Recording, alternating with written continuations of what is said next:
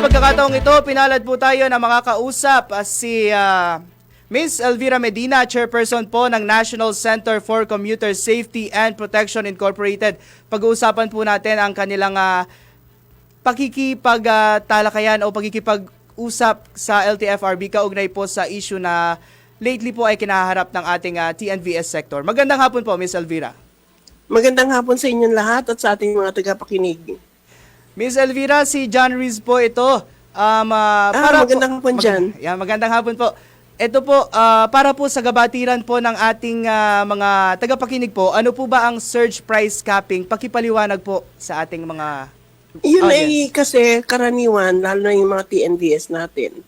Pag dumarating ang hapon na alas 5, alas 6, nagtataas sila ng presyo, tinatawag ng surge price. Tapos, pagka naman sa umaga, kuminsan alas 8 ng umaga hanggang alas 9, naglalagay sila ng surge. Kasi sabi nila, dahil sa halaga ng gasolina na ginagamit nila kapag ka nagkaka-traffic. Okay. Yun ang kanilang rason ng surge price na yan. Oo. Okay. Kaugnay po dun sa price capping, alam ko po parang nakapag-usap po kayo sa LTFRB, hindi po ba? Ano po ang inyong napag-usapan kasama ang LTFRB? Actually, ang ano yan is it's against our rights as a commuter, no? Sapagkat wala naman sinasabi na kapag ka nagkaka-traffic, sila ang magdidikta ng surge price, di ba? Wala tayong pinag-uusapan noon pa man na mayroong karapatan yung mga operator na gumawa ng sarili nilang rules. Dapat yan ay dumadaan sa magandang usapan sa konseho o kaya makapagpatawag ng talakayan para malinawan ang taong bayan. At yan ay hindi basta-basta iginagawad sapagkat tinetemper natin yung cost of living. Okay. Importante natin na ayusin kasi hindi lang naman one way yan eh. Alam naman natin na totoo nga na sila ay nahihirapan dahil dyan sapagkat may malaki yung cost ng ating ng gasolina or ang crudo, no? Subalit, hindi na nangahulugan na kailangan yun ay ipataw ka agad-agad sa atin. Okay. Hindi walang may gano'n sapagkat hindi yan nauukol sa batas. Hindi sila pwedeng mag-ayos ng batas. Yan dumadaan sa tamang proseso. Ngayon, kung kami ang tatanungin, bakit gano'n na pagka bumababa ang halaga ng crudo, ay hindi naman bumababa ang pasahe? Okay. So, sapagkat ang halaga ng mga lahat ng gamit na yan sa sasakyan, nagsasayaw yung base sa international demand. okay. So, mukha po parang medyo nagiging unfair dahil nga po parang kapag magtataas ng presyo yung gasolina o kung ano man pong pangangailangan ng mga driver, tumataas din po yung presyo. Pero kapag bumababa naman po ang presyo ng gasolina, nagre-retain lang po yung presyo ng pamasahe. Ganun po ba? Tama. Okay. Tama, oo. Sa tingin pero po, yun ay hindi nararapat mangyari. Sa tingin po ba ninyo, parang napapanahon na po ba na i-regulate, magkaroon na ng batas o mas matibay na batas para po sa ating mga TNVS drivers o sa mga operators po para po maging fair po yung balanse po yung pagpepresyo sa pagitan po ng TNVS operators at ng mga commuter po? Alam mo ngayon, sa panahon natin ng tinatawag na technology, pwede nang magkaroon ng technology na on time. Sa ibang bansa, naigagawa nila ng paraan kung paano pagka nagsasayaw ang halaga ng mga bilihin, automatic na inaayos ng computers kung magkano yung isasayaw din ng presyo. Hindi lang sa gasolina, kundi pati sa consumer goods. Nagkakaroon ng ganyang bakit dito sa atin, pagka sinabi nila, gustuhin nila na itaas, sila mismo nagtataas. Bakit? Are they outside the law? So parang Hindi naman nila nakikita mula ng kamay na riyan noong 2005 ang NCCSPI. Okay. Tinetemper lang namin yung pasahe. Pero kung kinakailangan magtaas, sumasang-ayon kami dyan sapagkat scientific naman yung ating yung ating basihan. Opo. Hindi dapat bugso ng damdamin. Ay, gagawa ng pagkakataon, nako, gano'n. Tapos Bigla. gagawa na oo, ang gagawin naman ng iba na ay paiigtingin yung galit ng tao, ng taong bayan. Ako gagamitin nila yun para magalit sa gobyerno, sa kung ano, which is maling-mali. Okay po. Kailangan ba tayo mag-away-away sa isang usapin na pare-pareho tayong na damage, di ba? Pare-pareho tayong tinatamaan yan. Una-una, pag tinamaan mo yung pasahe, tataas ang lahat ng presyo.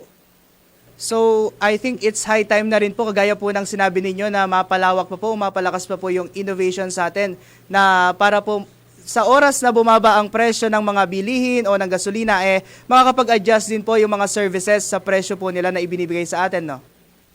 Tama. Kailangan meron yan talagang basehan na scientificong pag-aaralan na hanggang saan bababa o hanggang saan pataas ang presyo ng isang bagay bago ito'y galawin. So yun din po yung panawagan ninyo sa ating mga iba't ibang sektor na before implementing something po, dapat mapag-usapan muna. Tama po. At saka ito, ang sasabihin ko, sana naman yung may mga ibang mitiin tungkol sa ating bayan, huwag nilang gagamitin basta-basta ang commuter na gamitin ang hinanakit o damdamin ng commuter para isulong yung mga kanilang mga makakaliwang agenda. Okay. Narito ako.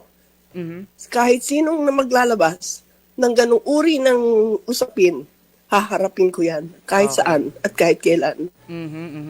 Miss Elvira, ito po. Sapagkat ito'y bayan natin, hindi dapat tayo nag-aaway-away, kundi huwag gagamitin ng isang bagay na alam natin na hindi natin pare-pareho basta-basta mariresolve dahil ang krudo ay hindi sa atin ang gagaling.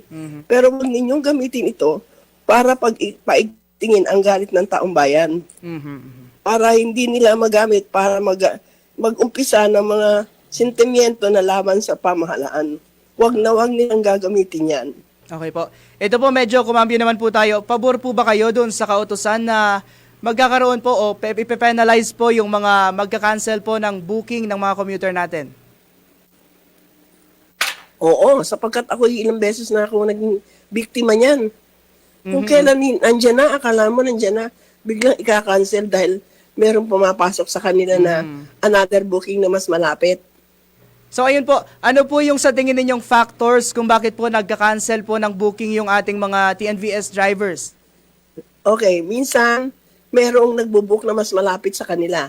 For example, ako, kung minsan nasa Araneta Center, nag-book ako papunta dito sa amin sa Morato. Tapos merong nagbo-book sa kanila na mas malapit, siguro nasa central ng Cubao or ng Ang gagawin lang, idadrop niyo ang aking tapos pipikapin yung isa. Oh, Yung mas malapit sa kanila. Okay. So, May nangyayaring ganyan. opo. So, dapat yan makita ng ating mga Kasi pwede naman, lahat yan electronics na di ba? Yan, lahat ng electronic na yan, pwedeng i-monitor yan.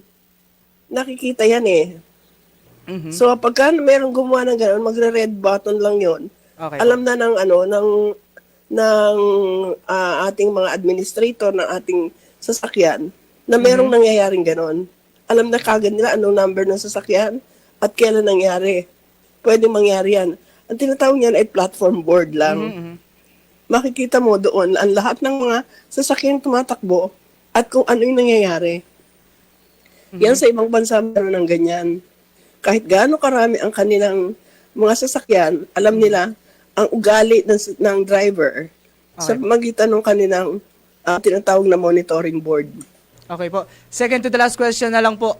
In general po, ano po ang sa tingin ninyo na pinaka dapat pagtuunan ng pansin ng pamahalaan o parang kumbaga reforma po para po mas mapaayos po ang kalagayan po ng ating mga commuters dito sa bansa? Ang sasabihin ko ay ganito. Ang lahat ng ating batas nakatuon sa driver, sa sasakyan. Wala tayong batas o mga promulgation ng batas na ang title o ang tuon ng pansin ay commuters. Hanapin mo lahat ng mga laws ng ating transportation. Mhm. May nakakita ka bang commuter protection? Mhm. Sasabihin na, hindi, lahat naman yan, commuter protection. Pero paano mababasahin yan? Lahat nakatuon sa sa sasakyan o sa driver. Okay po. So, ito po, panghuli na lang po, mensahe na lang po ninyo sa ating government, kung may panawagan man po kayo, sa ating mga TNVS drivers and operators po, at sa mga, syempre po, sa ating mga commuter. Importante sa atin bilang mamamayan na makita natin na ang ating mga